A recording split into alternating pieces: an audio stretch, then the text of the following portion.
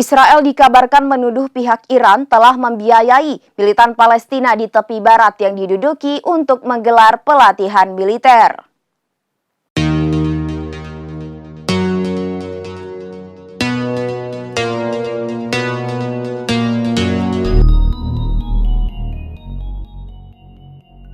Israel dikabarkan menuduh pihak Iran telah membiayai militan Palestina di tepi barat yang diduduki untuk menggelar pelatihan militer. Hal ini disampaikan pejabat senior Israel kepada Iran Internasional pada Kamis 29 Agustus 2024 setelah Tel Aviv menyerang tepi barat yang diduduki secara besar-besaran.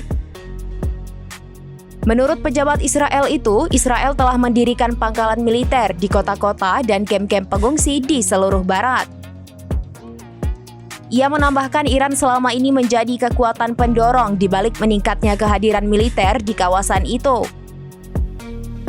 Pejabat senior Israel itu mengklaim operasi militer Tel Aviv di tepi barat dilakukan untuk menghancurkan dukungan Iran terhadap perlawanan Palestina.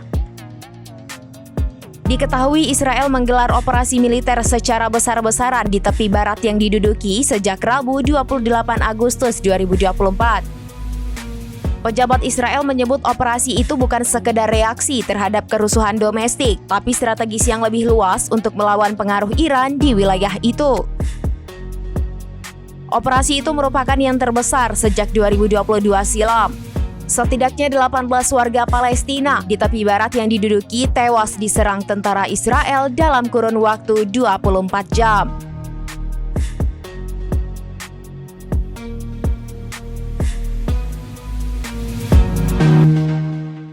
Demikian informasi terkini Syederalun, saksikan terus informasi lainnya, jangan lupa like dan share seluruh akun seraminews.com. Download Tribun X sekarang, menghadirkan lokal menjadi Indonesia.